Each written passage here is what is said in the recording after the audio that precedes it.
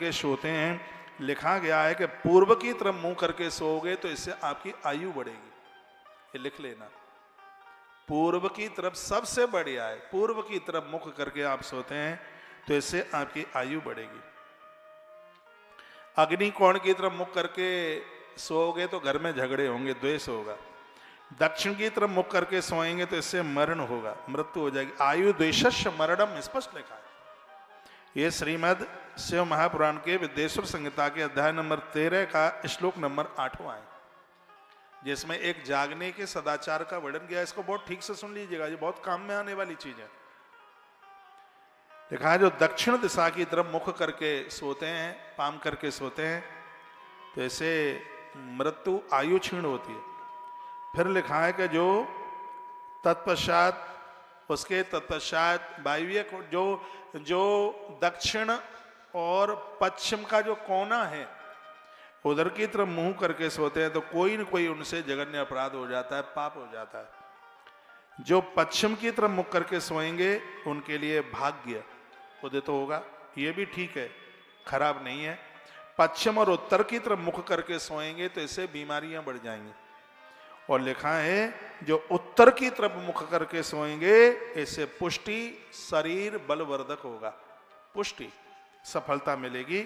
और लिखा है जो उत्तर और पूर्व के बीच में ईशान कोण की तरफ मुख करके सोएंगे इससे उनको शक्ति मिलेगी, उनको माथे की ताकत बढ़ेगी, ऐसा वर्णन किया गया है।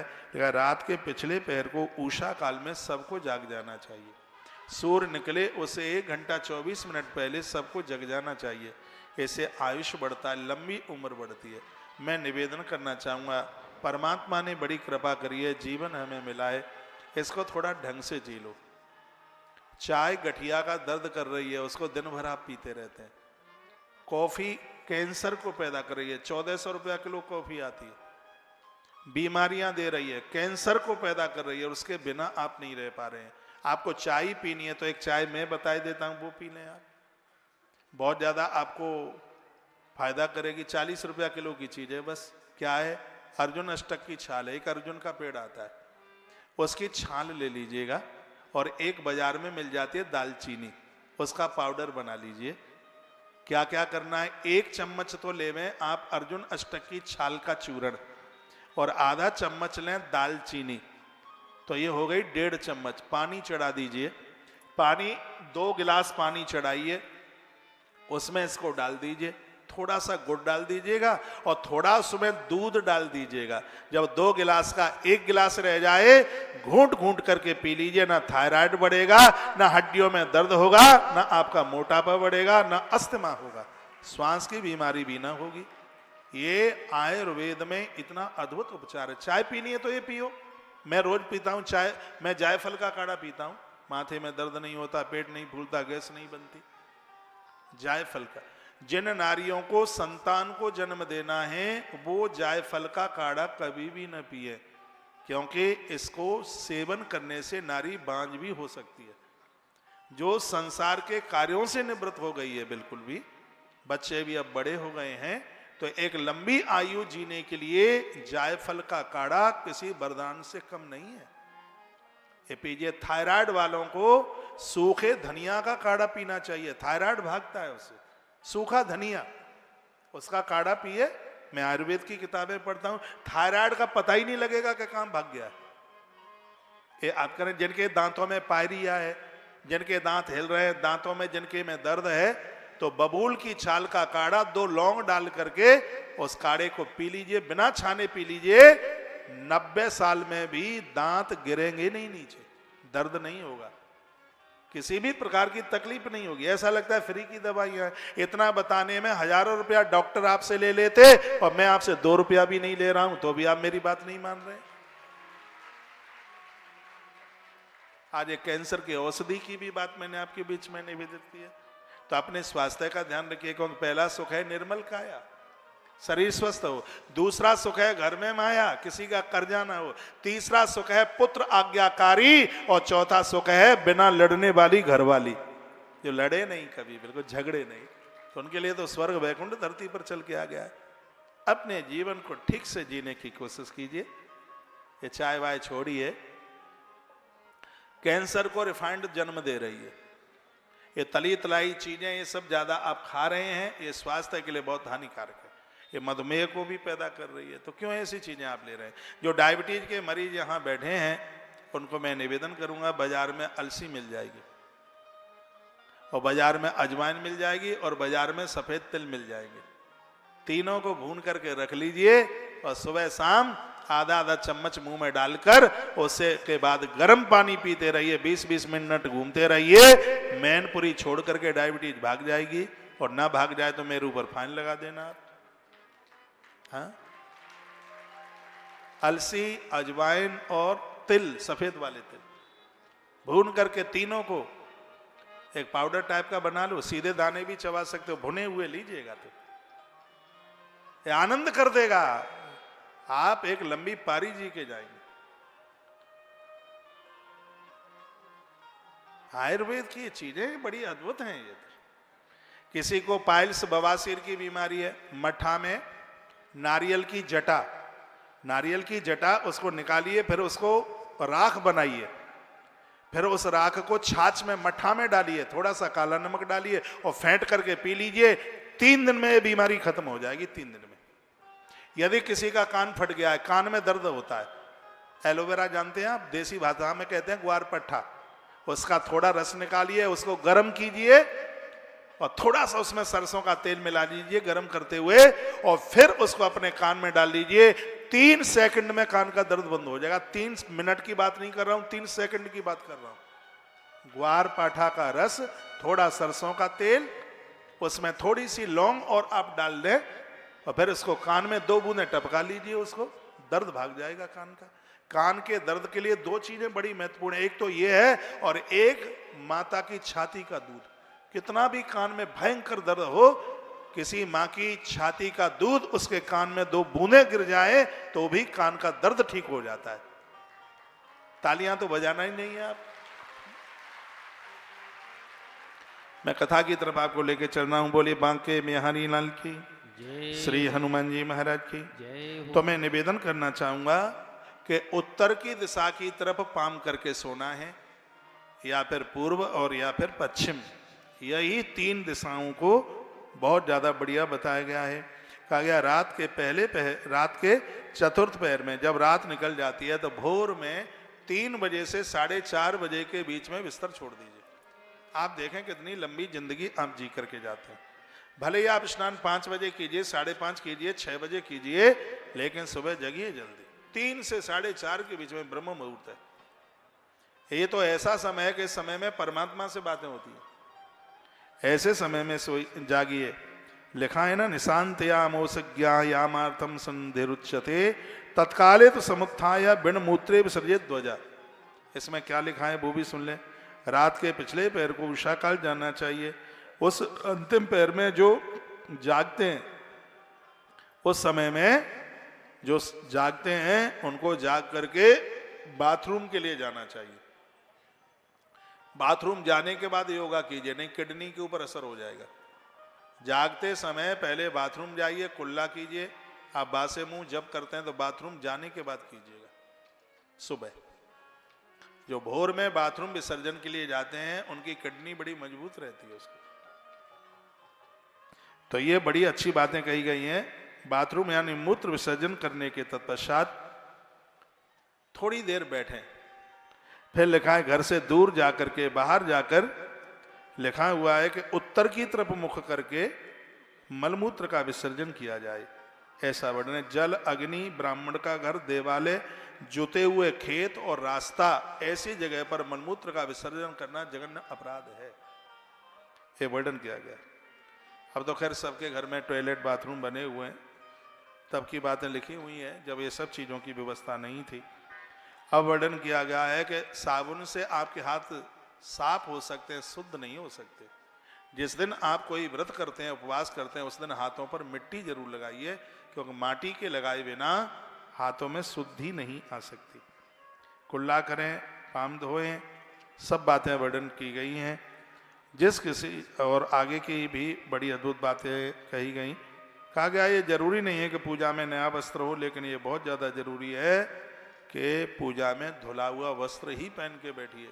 क्योंकि रात्रि का पहना हुआ वस्त्र है, उसके लिए कहा गया वो तो कफन से भी ज्यादा अपवित्र है, कफन से भी ज्यादा। रात्रि को पहना हुआ वस्त्र कभी भी उसको पूजा इत्यादि में उसको स्वीकार नहीं किया गया, उसको पहना नहीं गया।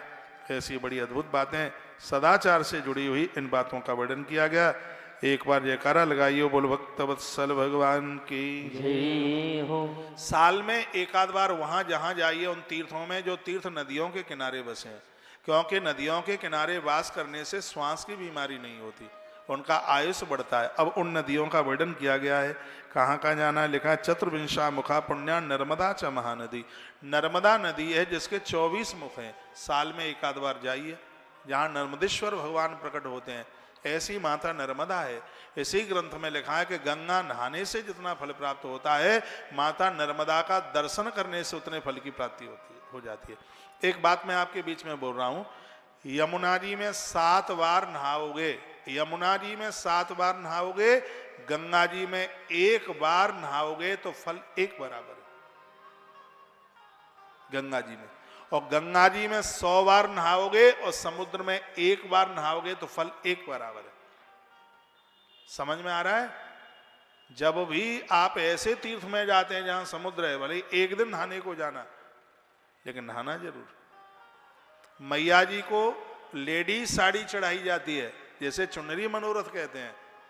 समुद्र को जनेऊ चढ़ाया जाता है, उसे पुरुष वाली धोती चढ़ाई जाती है। सागर को समुद्र सब कुछ दे देता है। जिनके व्यापार फैले होते हैं, जीना मुश्किल होता है, यहां तक लोग आत्महत्या करने को तैयार हो जाते हैं, सागर उन्हें बचा लेता है। इस धरती पर एक बड़ा अद्भुत व्यक्ति हुआ, वो इतना परेशान था, वो बंबई से ऋषिकेश चला और ये सोच रहा था क्या करूं, जिंदगी बेकार, सफलता मिल नहीं रही। तो ऋषिकेश में एक महात्मा मिले उन्होंने कहा क्या बात है, कहा मैं बहुत ज्यादा परेशानी में हूं, सफलता मिल नहीं रही है। उन्होंने कहा तुम ऐसा करो कि समुद्र के किनारे जाओ और समुद्र की आराधना करो और वो तुम्हारा समाधान करेंगे। और वो व्यक्ति रामेश्वरम गया, समुद्र के किनारे जाकर के बैठा। समुद्र एक पुरुष का रूप बना करके आए और समुद्र ने कहा कि तुम प्रभु राम जी के ऊपर कोई सीरियल बना करके तैयार करो। और उस व्यक्ति ने ऐसा किया, वो सफल हो गया। नाम था उसका रामानंद। सागर अपने नाम के आगे जोड़ दिया। ये उनका कोई सरनेम नहीं था सागर, सागर के द्वारा सफलता मिली। जिंदगी भर उनको रामानंद सागर के नाम से जाना गया। तो समुद्र की देखो कितनी बड़ी महिमा है। हमारे सनातन धर्म में ऐसी अद्भुत चीजें हैं जिनको लोग समझ ही नहीं पा रहे हैं। मैं प्रार्थना पूर्वक निवेदन करना चाहूंगा, इन नदियों के किनारे पर जाइए, गंगा नहाने से जो फल मिलता है वो सिर्फ माता नर्मदा का दर्शन करने मात्र से फल प्राप्त हो जाता है। माता नर्मदा के 24 मुख हैं। मैं श्लोक में बोल रहा हूं, चतुर्विंश मुखा पुण्याम नर्मदा च महानदी। ऐसी एक माता नर्मदा है जिसकी परिक्रमा लगती है। गाड़ी से परिक्रमा लगाओ तो 15 से 18 दिन में लग जाती है। पैदल परिक्रमा लगाओ तो 3 वर्ष 3 महीना 13 दिन में एक परिक्रमा पूरी होती है। ऐसी मां नर्मदा है जिसकी प्रदक्षिणा की जाती है। भगवान ओमकारेश्वर नर्मदा माई के ही तो किनारे पर है। हम लोग बड़े भाग्यशाली हैं। मध्य प्रदेश में जबलपुर के पास एक जगह पड़ती है मंडला। नर्मदा मैया इतनी दूर है जितना मेरे पास से आप हैं, वहीं नर्मदा के किनारे पर वहां भी बड़ी अद्भुत तुलसी तपोवन गौशाला का निर्माण हुआ है। आज वहां गैया बहुत आनंद ले रही है, बहुत आनंद हो रहा है। हम लोग तालियां तो बजानी नहीं है, आपको आपसे ज्यादा तो पीछे वाले बजा रहे हैं। तो कभी समय निकाल करके वहां जाइए, वहां नर्मदा बह रही है। नर्मदा मैया के किनारे पर वास करने से 24 अक्षर वाले गायत्री जप करने का पुण्य प्राप्त होता है। 24 मुखें चतुर्विंश मुखा पुण्याम नर्मदा च महानदी। नर्मदा के किनारे अनुष्ठान, मां नर्मदा के किनारे अनुष्ठान सिद्ध हो जाते हैं। होशंगाबाद के पास एक जगह पड़ती है, आदि शंकराचार्य भगवान ने यहाँ अनुष्ठान किया और वहीं पर भगवान नारायण ने प्रकट होकर के दर्शन दिए। कहा मैं नारद कुंड में हूं और मेरी प्रतिमा को उठवा के मंदिर में बिठाइए।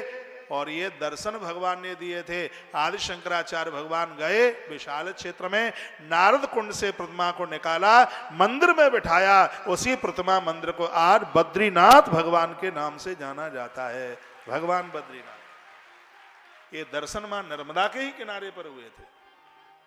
नर्मदा मैया के किनारे हर अनुष्ठान सिद्ध हो जाता है, विष्णु सहस्रनाम तो हाल ही सिद्ध हो जाता है। तो यहाँ नदियों की बात कही जा रही है। नदियों को दूसरत मैला कुचैला मत कीजिए, नाभि के नीचे का कपड़ा नदियों में मत धोइए। लिखा है तस् स्नान वासेन पदम वैष्णव वाप्नुयात्। नर्मदा माँ में स्नान करने से लोगों को विष्णु लोक की प्राप्ति होती है। तमसा द्वादश मुखा रेवादश मुख का, तमसा नदी 12 मुख वाली है। गोदावरी महापुण्याम ब्रह्म गोवदनासिनी। अनजान में यदि कहीं गौ माता की मौत हो गई, रास्ते में गाड़ी से टकरा करके गैया मैया समाप्त हो गई, तो लिखा है कि 21 मुख वाली जो नदी है जिसका नाम है माता गोदावरी, जो नासिक में बह रही है। साल में एक आध बार जाइए, माता गोदावरी के किनारे पर एक आध रात रुक करके आइए। ये मैया गौ हत्या जैसे महापातकों को दूर कर देती है, इतनी बड़ी महिमा है। फिर लिखा है कृष्णा बेणी पुण्य नदी सर्व पाप क्षयावह साष्टादश मुखा प्रोक्ता विष्णु लोक प्रदायिनी। उसके बाद एक कृष्णा बेणी नाम कृष्णा नदी, ये उधर महाराष्ट्र में बहती है। कहते हैं कि बहुत बड़ी पवित्र है और संपूर्ण पापों का नाश करने वाली है। 18 मुख वाली ये नदी है, इसको 18 मुख है, जिसकी बहुत बड़ी महिमा है। तुंगभद्रा दशमुखा, भागवत जी में एक कथा आती है ना आत्मदेव की। तुंगभद्रा नदी के किनारे पर ही रहते थे और इस नदी के 10 मुख हैं, ये ब्रह्मलोक दे देती है। सुवर्ण मुखरी पुण्या प्रोक्ता नव मुखा तथा। कभी आप तिरुपति बालाजी की तरफ जाएं तो वहाँ 9 मुख वाली सुवर्ण मुखरी नाम की नदी है, उसकी बहुत बड़ी महिमा है। तिरुपति बालाजी जाएं तब इस नदी का दर्शन वहाँ होता है। तत्पश्चात फिर क्या कहा, फिर कहा गया 100 मुख वाली नदी है जिसका नाम है माँ भगवती गंगा, जो कि सर्व प्रकार से जीव का कल्याण करती है। गंगायाम माघमा सेतु तथा कुंभ गते रवु। देखो लोग क्या कहते हैं कि ये कुंभ अपने मन से बना लिया गया है, कुंभ की चर्चा किसी भी ग्रंथ में नहीं है, ये लोग कहते हैं। शिव महापुराण के विद्येश्वर संहिता के अध्याय नंबर 12 के श्लोक नंबर 29 में प्रयाग के कुंभ की चर्चा की गई है। जो अभी कुंभ चल रहा है 26 तारीख तक है, 45 दिन का कुंभ का महापर्व। देखा है गंगायाम आगमा सेतु तथा कुंभ गतेरव श्राद्धम वा पिंड दानम वा तिलोदक मता पिबाह। कहा गया है कि माघ मास के समय पर श्री प्रयाग में कुंभ का समय, गंगा नहाने के लिए जो लोग जाते हैं कहते हैं कि वो पिंडदान नहीं करें तो भी पूर्वजों के लिए पिंडदान करने का फल प्राप्त हो जाता है। सिर्फ त्रिवेणी पर गंगा जी पहुंचने पर इतनी बड़ी महिमा है। यहाँ त्रिवेणी का तो खैर नाम भी नहीं है, सिर्फ गंगायाम माघ मास सेतु, गंगा नदी का नाम लिया है। पूर्वजों का पिंडदान करने का फल प्राप्त हो जाता है। इतना बड़ा महात्म, इतनी बड़ी महिमा इन नदियों की गई है। पुण्य क्षेत्रे कृतम पुण्यम बहुधा हृदमिक्षति पुण्य क्षेत्रे कृतम पापम महदन्नप्य जायते। पुण्य क्षेत्रों में किया गया पुण्य अक्षय हो जाता है, कम नहीं होता, और पुण्य क्षेत्रों में किया गया पाप वज्र की तरह हो जाता है, काटने से कटता नहीं है। दुनिया में पाप हो तो तीर्थ में कट जाएगा, लेकिन तीर्थ में किया गया पाप कहीं कटता नहीं है। इसलिए ध्यान रखा जाए, तीर्थ में पहुंच करके किसी भी प्रकार का अपराध नहीं होना चाहिए। भक्तों बात समझ में आ रही है? आगे चलूं फिर? एक बार जयकारा लगाइए, हर हर महादेव, घर घर महादेव। ऐसे भगवान शंकर जो सबके कल्याण में लगे हुए हैं, जो शिव के भक्त हैं, नारायण के भक्त हैं, उन्हें जाना चाहिए। तीर्थे क्षेत्रे सदा कार्यम, 4 काम करो तीर्थ में जाके। कौन कौन से हैं 4 काम जो तीर्थ में करें? लिखा है स्नान दान जपादिकम। तीर्थ में जाके स्नान करो, वहां कोई नदियां बह रही है तो वहां करो, बुखार भी आ जाए तो भी तीर्थ में नहाओ, हल्का नहाओ पर नहाओ। और तीर्थ में जाकर के दान करो, तीर्थ में जाकर के जप करो, व्यवस्था बन जाए तो तीर्थ में जाकर के यज्ञ करो। ये परम कल्याण के साधन श्री शिव महापुराण में ये बताए गए हैं, बहुत आनंद हो गया। पुण्य क्षेत्रे स्थिता बापी कूपाद्यम पुष्कराणि च शिव गंगेत विज्ञेयम शिवस्य वचनम यथा। कहा गया है कि तीर्थों में आप जाते हैं, साधारण कुएं का पानी भी, नल टोंटी का पानी भी साक्षात गंगा के स्वरूप में होता है। इसलिए बिना नहाए मत रहिए वहां। सूर्य भगवान को अर्घ्य दीजिए, देवताओं को वंदन पूजन कीजिए, भगवान को प्रणाम कीजिए। तीर्थ में जाके 2 काम जरूर कीजिए, एक है कथा सुनिए, दूसरा है सेवा कीजिए। इन 2 काम के बिना मत रहिए। आप तीर्थ में जाते हैं, यदि कहीं कथा होती है तो कथा जरूर सुनिए, और कहीं सेवा का मौका मिल जाए तो वहां सेवा जरूर कीजिए। शिव पुराण में लिखा है पुण्य 2 चीजों से कमाया जाता है, एक देह से, एक धन से। धन है तो तीर्थ में धन खर्च कीजिए, शरीर काम कर रहा है तो शरीर से सेवा कीजिए। वो बड़े भाग्यशाली हैं जिनकी देह और धन दोनों भगवान के काम में लग गए हैं, वो तो बड़े भाग्यशाली। तालियां कमजोर बजी हैं, एक श्लोक बोले देता हूं। धर्मम भजस्व सततम तजलोक धर्मा सेवस्व साध पुरुषान जहि काम तृष्णाम अन्य दोष गुण चिंतन मास मुक्त्वा सेवा कथा रसमहो नितराम पिबत्तम। तीर्थ में जाने वाले के लिए सेवा कथा रसमहो, एक वो सेवा करे और एक भगवान की कथा सुने। जो तीर्थ में वास करने की योजना बना रहे हैं तो तीर्थ में तो ही रहना जब ये 2 काम कर सको। तीर्थ में मकान खरीदने के लिए जा रहे हो तो 1 कमरे वाला ही खरीदना, 4 कमरे वाला नहीं, क्योंकि ज्यादा बड़ा मकान बनाओगे तो पियर वालों को बुलाओगे, ससुराल वालों को बुलाओगे, मौसी को बुलाओगे, मौसा को बुलाओगे, बुआ फूफा को बुलाओगे, भतीजी को बुलाओगे, बिना बुलाए मानोगे ही नहीं। आए थे हर भजन को औटन लगे कपास, सगरी दुनियादारी छोड़ के आए और फिर उसी में लग गए। तीर्थ में जाकर पोंछा लगाने वाली न बुलानी पड़े, तीर्थ में जाकर के भोजन बनाने वाली न बुलानी पड़े। इतना छोटा मकान खरीदिए कि कमरे की साफ सफाई, रसोई का काम आप खुद ही कर सके। छोटे से छोटा, बिल्कुल करना ही क्या है, छोटा सा। अगल बगल में कथाएं होती हैं, वहां जाइए।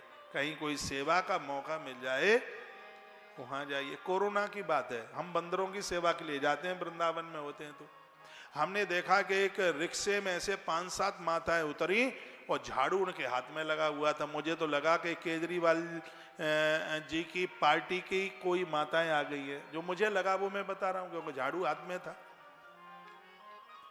और मैं बंदरों को चना बना डाल रहा था। तो मैंने तो पूछ लिया कि इस समय कोई चुनाव बुनाव है क्या, कोई प्रचार के लिए आप आई हैं? उन्होंने कहा नहीं महाराज जी, हम दिल्ली में रहती हैं और आपकी कथा से हमने सुना है कि तीर्थ में रहो तो 2 काम पकड़ लो, एक कथा और एक सेवा। इसलिए हम हफ्ते में 1 बार पूरी वृंदावन की परिक्रमा में झाड़ू लगाती हैं, आपकी कथा से सुना। हमने कहा कथा तो बड़ा काट कर रही है, हमें तो ध्यान में ही नहीं रहा कि हम कब बोल गए। आपने अपनी कथा में बोला था। तो तीर्थ में सेवा और तीर्थ में कथा। तीर्थ में रिक्शे वालों से लड़िए मत, होटल वालों से लड़िए मत, 2 रुपया ज्यादा ले लेते हैं कोई बात नहीं है, लड़िए मत। तीर्थ में सास बहू की बात मत कीजिए, नहीं तो तुलसी वन आश्रम में बूढ़ी माताएं आती हैं, जब कम करती हैं और बहुओं को ज्यादा कोसती रहती हैं।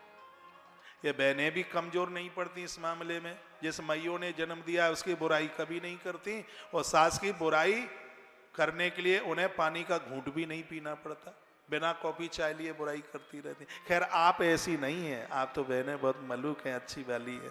एक बार जयकारा लगाओ, बोलो बांके बिहारी लाल की जय, भीमसेन महादेव बाबा की जय, आठ के आनंद की जय, जय जय श्री, जय जय जय जय श्री। तो ये बड़ी अद्भुत बातें कही गई हैं। अब हम आपको लेकर के चल रहे हैं कथा में, और ऐसी कथा अद्भुत है जिसमें वर्णन है कि भगवान शंकर के ऊपर चढ़ा हुआ प्रसाद किनको लेना चाहिए और किनको नहीं लेना चाहिए। यह चैप्टर बड़ा अद्भुत है। शिव नैवेद्य, भोलेनाथ के ऊपर चढ़ा हुआ प्रसाद कौन ले कौन नहीं ले, ये सुनना बड़ा जरूरी है। अग्राह्य शिव नैवेद्य मिति पूर्व सुतम वचः ब्रूहित निर्णयम, ये निर्णय दिया गया है किसको लेना चाहिए। तो कहा जाता है कि भगवान महादेव के ऊपर चढ़ाए हुए प्रसाद के दर्शन करने मात्र से पाप भाग जाते। इतनी बड़ी महिमा है उस प्रसाद की।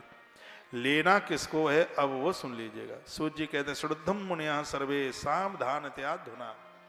इस प्रसंग को सावधानी से सुनिए, क्योंकि सर्वम बदामि संप्रीत्या धन्या यूयम शिवव्रता। वो लोग बड़े धन्य हैं जो भगवान के प्रसाद में श्रद्धा रखते हैं। गीता में एक बड़ा अद्भुत श्लोक है, प्रसादम सर्व दुखानाम। भगवान के ऊपर चढ़ा हुआ प्रसाद संपूर्ण व्याधियों को समाप्त कर देता है, संपूर्ण दुखों को समाप्त कर देता है। दिन भर आपके घर में भोग नहीं लग सकता तो दोपहर की रसोई का भोग भगवान को जरूर लगाइए। आप लहसुन प्याज भी खाते हैं तो रात को खाइए। दोपहर की रसोई शुद्ध हो, पवित्र हो, धो करके कढ़ाई बढ़ाइयाँ सब साफ सुथरी होनी चाहिए। यदि आप लहसुन प्याज का तड़का भी लगाते हैं तो भगवान के लिए पहले निकाल लो, बाद में जो करो सो करते रहो। ठाकुर जी को तो भोग लगाइए।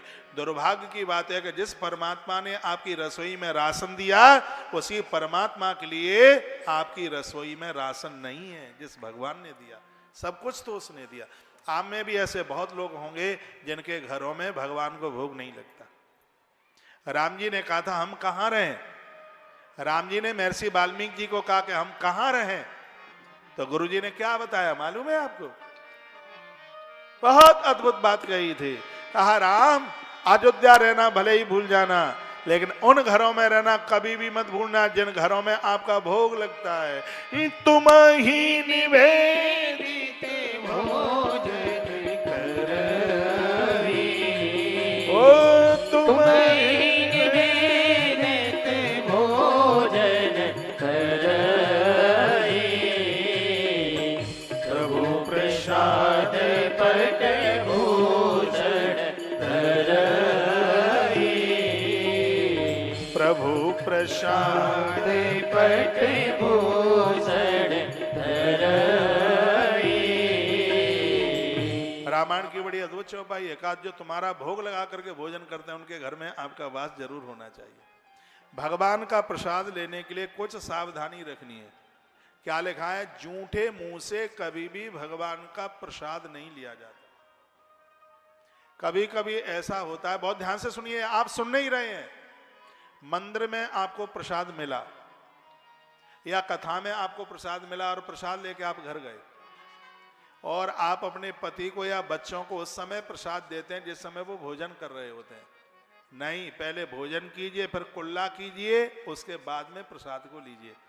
वर्णन है कि मुंह में किसी भी प्रकार का पदार्थ है, गुटखा है, तम्बाकू है, पान मसाला है, प्रसाद लेना है तो उसको थूकिए, कुल्ला कीजिए, उसके बाद में ये प्रसाद लीजिए, तब ये प्रसाद अपना प्रभाव दिखाएगा।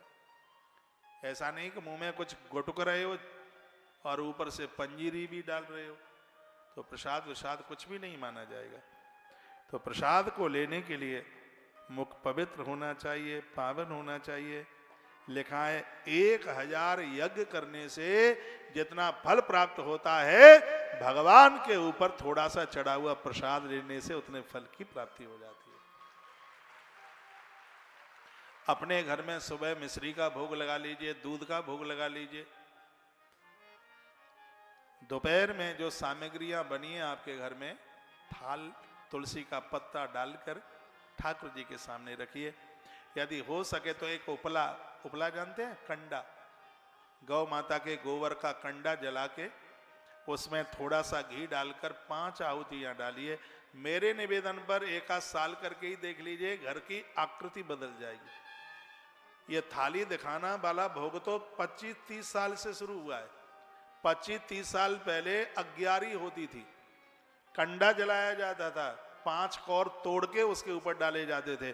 मेरी बूढ़ी माताएं बैठी हैं, उनको ये पता होगा। लौ ऊपर निकलती थी, दादी कहती थी कि अग्यारी भगवान ने स्वीकार की है, भगवान बड़े प्रसन्न हैं।